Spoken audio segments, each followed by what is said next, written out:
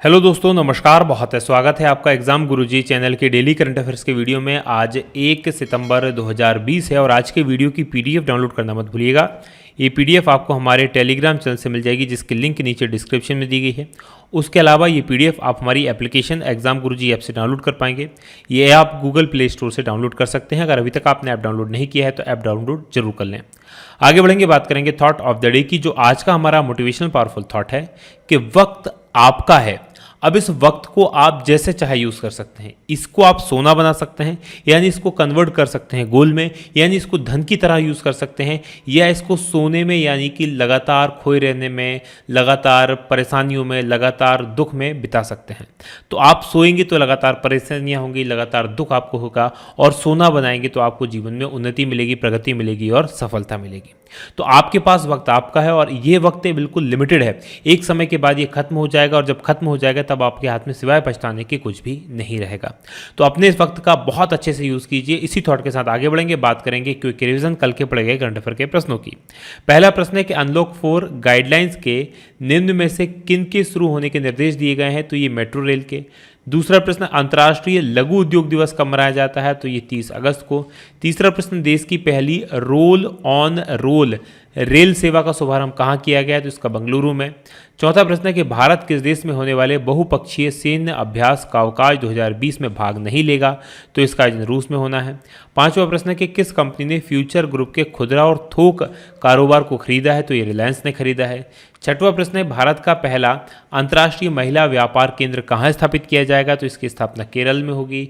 सातवां प्रश्न है कि शांति रक्षण बलों में महिलाओं की सहभागिता की वकालत करने वाले संयुक्त राष्ट्र के किस देश के प्रस्ताव में भारत सह प्रायोजक बना है? तो ये प्रस्ताव दिया था इंडोनेशिया ने। आठवां प्रश्न है कि वित्त मंत्रालय ने बैंकों से रुपे कार्ड और यूपीआई से हुए लेन देन कब के बाद वसूल किए गए शुल्क तुरंत वापस करने को कहा है? तो 1 जनवरी 2020 के बाद के सभी शुल्क वापस करने को कहा है। नवा प्रश्न है कि उड़े देश का आम नागरिक यानी उड़ान के चौथे दौर के तहत कितने नए हवाई मार्गों को मंजूरी दी गई है? तो 78 हवाई मार्गों को मंजूरी दी गई है। और 10वां प्रश्न है कि चेस ओलंपियाड प्रतियोगिता में भारत को कौन सा पदक मिला है? तो इसमें भारत पहली बार स्वर्ण पदक जीता है। यानी कि ये थे हमारे कल के पढ़े गए करंट अफेयर के प्रश्नों का क्विक रिवीजन। आगे बढ़ेंगे, आज के प्रश्नों की बात करेंगे। और आज के करंट अफेयर का पहला प्रश्न है कि किस पूर्व राष्ट्रपति का 84 वर्ष की आयु में निधन हो गया है? और इनका नाम था प्रणब मुखर्जी। यानी कि सी ऑप्शन प्रश्न का सही उत्तर है। हमारी तरफ से भी, एग्जाम गुरुजी परिवार की तरफ से भी प्रणब मुखर्जी को अश्रुपूरित श्रद्धांजलि। अब इनकी डिटेल देख लेते हैं क्या है। तो पूर्व राष्ट्रपति रहे हैं और इनको भारत रत्न से भी सम्मानित किया जा चुका है प्रणब मुखर्जी। ये 31 अक्टूबर को इनका निधन हो गया। 84 साल की इनकी उम्र थी। और मुखर्जी साहब जो थे वो 13वें भारत देश के राष्ट्रपति थे। 2012 से लेकर 2017 के बीच पर इन्होंने काम किया था। इनके सम्मान में देश में 7 दिन के राजकीय शोक की भी घोषणा की गई है। बढ़ेंगे आगे, बात दूसरे प्रश्न की होगी कि भारतीय रेल ने कब तक अपनी सारी ऊर्जा उपभोग आवश्यकताओं की पूर्ति के लिए सौर ऊर्जा उत्पादित करने का लक्ष्य रखा है? यानी कि जितनी भी उसकी सौर ऊर्जा है, जितनी भी उसके यूज़ होता है ऊर्जा, उसके लिए वो सौर ऊर्जा से ही अपना लक्ष्य को पूरा करेगा। और ये लक्ष्य रखा है 2030 तक के लिए। यानी कि डी ऑप्शन प्रश्न का सही उत्तर है। डिटेल देख लीजिए क्या है। तो भारत की रेल ने अभी तक 960 से अधिक स्टेशनों का सौर्यकरण कर दिया है। यानी कि वहाँ पर जो बिजली की आपूर्ति हो रही है वो सौर ऊर्जा के द्वारा हो रही है। रेलवे का 2023 तक 100% विद्युतीकरण हासिल करने का लक्ष्य है। यानी कि रेलवे की कई सारी लाइनें अभी भी जो होती हैं कोयला इंजन से चलती हैं, वहाँ पर अभी भी विद्युतीकृत लाइन नहीं पहुँची। तो जो रेलवे ट्रैक पर लाइन बिछाई जा रही है उसका 100% 2023 तक का सरकार ने निर्णय लिया है। वहीं 2030 तक 33 बिलियन यूनिट से अधिक अपनी सारी ऊर्जा उपभोग आवश्यकताओं की पूर्ति के लिए सौर ऊर्जा उत्पादित करने का लक्ष्य रखा है। यानी कि रेलवे जितनी भी यूज़ करता है एनर्जी, वो 2023 तक करीब 33 बिलियन यूनिट एनर्जी होगी और इसकी आवश्यक पूर्ति भी सौर ऊर्जा से की जाएगी। ये लक्ष्य किसने रखा है? भारतीय रेल ने रखा है। आगे बढ़ेंगे, बात तीसरे देश प्रश्न की होगी कि मुस्तफ़ा अदीब किस देश के नए प्रधानमंत्री बनेंगे? तो मुस्तफ़ा अदीब जो प्रधानमंत्री बनेंगे वो लेबनान के प्रधानमंत्री बनेंगे। यानी कि ए ऑप्शन प्रश्न का सही उत्तर है। डिटेल देख लीजिए क्या है। तो जर्मनी में लेबनान के राजदूत रहे हैं मुस्तफ़ा अब्दीद, ये प्रमुख राजनीतिक प्रचारक और राजनीतिक समर्थन इन्होंने हासिल किया है। तो जर्मनी में लेबनान के जो राजदूत हैं मुस्तफ़ा आदिब, ये एक राजनीतिक समर्थन इन्होंने हासिल किया है और उसके बाद ये देश के अगले प्रधानमंत्री बनने वाले हैं। 4 अगस्त को जब बेरूत बम धमाका हुआ था उसके बाद लेबनान में काफ़ी आर्थिक संकट हैं और ऐसे समय से वहाँ पर देश गुजर रहा और उसी के बीच में जो है वो एक नए प्रधानमंत्री की नियुक्ति होती है। इससे पहले जो प्रधानमंत्री थे हसन दियाब, उनके नेतृत्व वाली सरकार ने अगस्त 2020 में राजधानी बेरूत में एक जो विस्फोट हुआ था उस पर गुस्से के बीच अपने पद को छोड़ दिया था। बात करेंगे लेबनान की, यहाँ की राजधानी बेरूत है। राष्ट्रपति माइकल आउन अभी तक हुआ करता था, अब होंगे मुस्तफ़ा अदीब और मुद्रा होगी लेबनानी पाउंड। चलिए मैप में मैं आपको अब लेबनान लिए चलता हूँ। तो जैसा कि आप स्क्रीन पर देख पा रहे हैं ये हमारा भारत है और हमारे भारत से अगर आपको लेबनान जाना है तो मूव करना पड़ेगा आपको थोड़ा सा पश्चिम में। ये पाकिस्तान, ईरान, इराक को क्रॉस करने के बाद में यहाँ पर आप देखेंगे नीचे की तरफ ये आपको दिखाई दे रहा होगा सीरिया, और सीरिया के ऊपर आप देखेंगे ये एक छोटा सा देश है लेबनान, जिसकी राजधानी समुद्र किनारे बेरूत स्थित है। तो इसकी सीमा जो लगती है इस तरफ सीरिया के साथ में, इस तरफ इसराइल के साथ में और इस तरफ भूमध्य सागर के साथ में लगती है। आगे बढ़ेंगे, बात करेंगे अगले प्रश्न की। अगला प्रश्न आपके सामने चौथा है कि पहली तिमाही में भारत की जीडीपी कितने प्रतिशत तक घट गई है। तो भारत की जो जीडीपी है वो करीब 23.9% तक घट गई है, यानी कि ए ऑप्शन प्रश्न का सही उत्तर है। डिटेल देख लीजिए क्या है। तो चालू वित्त वर्ष जो है ये जो चल रहा है यानी कि 2020-21 और 2020-21 में पिछली तिमाही में देश की जीडीपी में करीब 29.9% की कमी आई है, यानी पिछली साल की अपेक्षा 29.5% कम यहाँ पर हुआ है। पिछले 40 वर्षों में भारत में पहली बार जो था जीडीपी में कमी भारत में देखी गई है।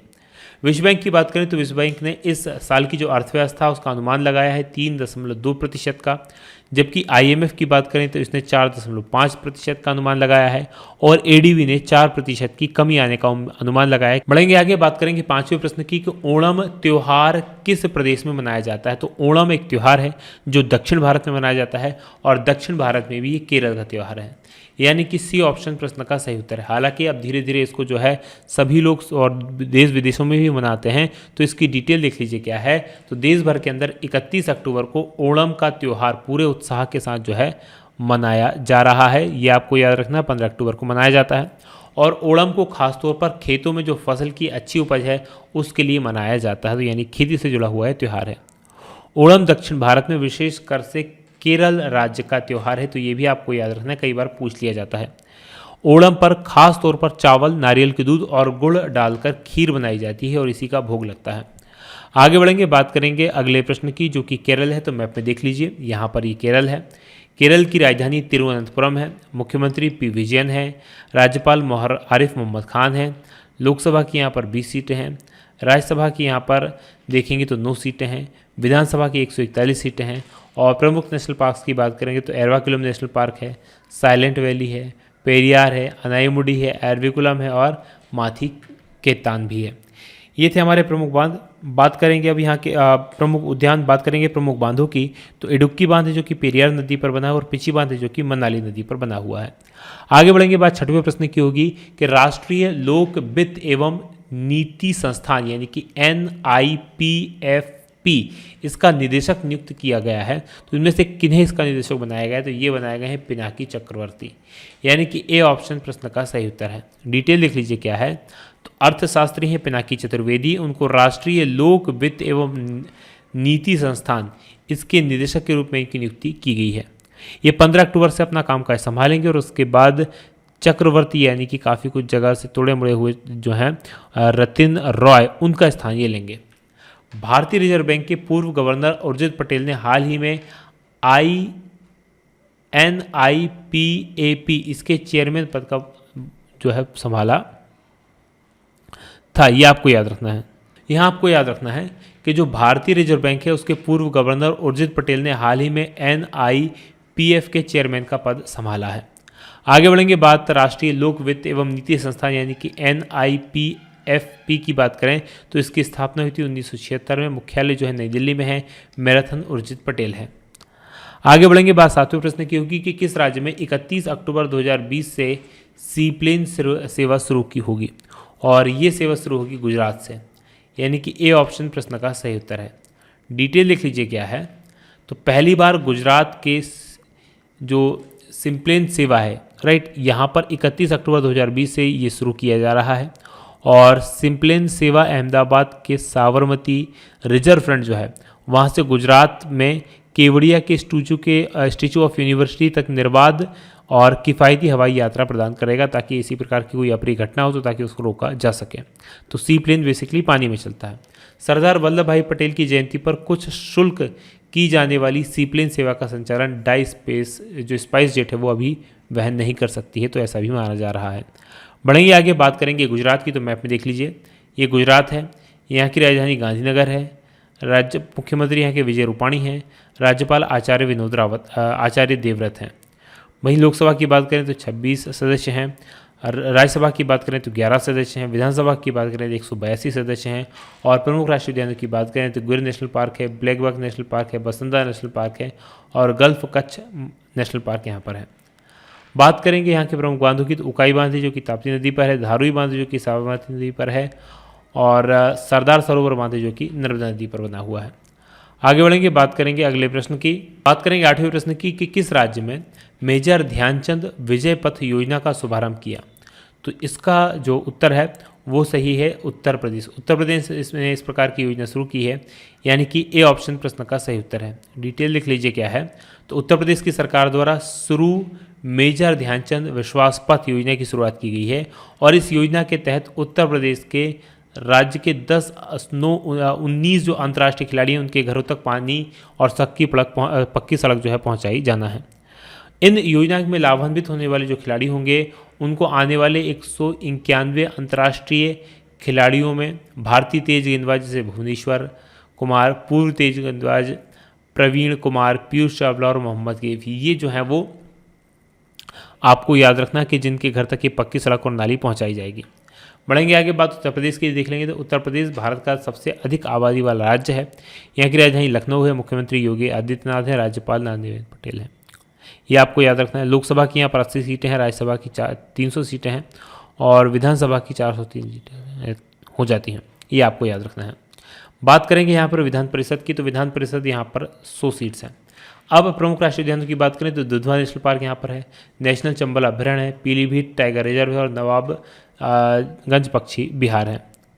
प्रमुख बांधों की बात करेंगे यहाँ पर रिहंद बांध जो कि इंद्रावती नदी पर बना हुआ, माता टीला बांध जो कि बेतवा नदी पर बना हुआ है, और जिरगो बांध जो कि जिरगो नदी पर बना है। आगे बढ़ेंगे, बात 90 प्रश्न की होगी कि टूर दी फ्रांस प्रतियोगिता में फाइनल में किसने नाम दर्ज की है, और ये दर्ज की है अलेक्जेंडर क्रिस्टोफ ने, यानी कि ए ऑप्शन प्रश्न का सही उत्तर है। डिटेल लिख लीजिए क्या है। तो अलेक्जेंडर क्रिस्टोफ ने तो साइकिल प्रतियोगिता का वार्षिक एकाधिकरण चरण साइकिल दौड़ का शुरुआती चरण इनके द्वारा जीत लिया गया है, और टूर दी फ्रांस फ्रांसीसी में के रिवेरा शहर से नीस के बीच में आयोजित हुआ है। कोविड-19 के कारण इस कार दूर से ही 2 महीने की देरी इस पूरे कार्यक्रम में हो गई है, और 1903 में अपनी स्थापना के बाद से दौड़ते युवा 2 विश्व युद्ध के दौरान रद्द की गई थी। तो ये आपको याद रखना है। इससे पहले अभी तक कभी भी ये प्रतियोगिता रद्द नहीं की गई है। बात करेंगे 10वें प्रश्न की। भारत के किस पूर्व एथलेटिक कोच का निधन हो गया है जिन्हें द्रोणाचार्य पुरस्कार 2020 दिया जाना था, और ये निधन हो गया पुरुषोत्तम राय का, यानी कि डी ऑप्शन प्रश्न का सही उत्तर है। डिटेल लिख लीजिए क्या है। भारत के पूर्व एथलीट और कोच पुरुषोत्तम राय इनका निधन हो गया है, और इनके नाम की घोषणा की गई है कि राष्ट्रीय खेल पुरस्कार 2020 के लिए अन्य विजेताओं के साथ 2020 के द्रोणाचार्य पुरस्कारों के लिए दी गई थी। तो ये आपको याद रखना है कि इनको एक्चुअल में क्या किया गया था कि इस बार द्रोणाचार्य पुरस्कार दिया जाना था, राइट। ये एथलेटिक्स में द्रोणाचार्य पुरस्कार जीतने वाले कर्नाटक के तीसरे व्यक्ति बन गए हैं, और इन्होंने 1987 विश्व एथलेटिक्स चैंपियनशिप, 1988 के Asian track and field championship, और 1999 के SAAFS गेम के लिए भारतीय टीम को जो है प्रशिक्षित किया गया था। बढ़ेंगे आगे, बात करेंगे कल के सवाल की। कल मैंने आपसे प्रश्न पूछा था कि कौन सा शहर चौथी बार भारत का सबसे साफ शहर घोषित हुआ है, और ये कारनामा किया है इंदौर ने, यानी कि सी ऑप्शन प्रश्न का सही उत्तर है। डिटेल देख लीजिए क्या है। आगे बढ़ेंगे, बात करेंगे अब हम टेस्ट सीरीज की। तो एमपी जेल प्रेहरी की टेस्ट सीरीज अवेलेबल है, एमपीपीएससी की टेस्ट सीरीज, प्रिंटेड नोट्स और फुल केस अवेलेबल है। अधिक जानकारी के लिए आप इन नंबर्स पर व्हाट्सअप कर सकते हैं। अब आगे बढ़ेंगे, बात करेंगे आज के सवाल की। आज का हमारा सवाल है कि हाल ही में ब्रिटेन में महात्मा गांधी का चश्मा कितने करोड़ में नीलाम हुआ है। तो इसमें से मुझे बताइएगा कितने करोड़ में नीलाम हुआ है। और ये वीडियो कैसा लगा ये कमेंट करके बताना मत भूलिएगा। आज की बात करेंगे यही समाप्त। आप लोगों का बहुत बहुत धन्यवाद। जय हिंद, जय भारत।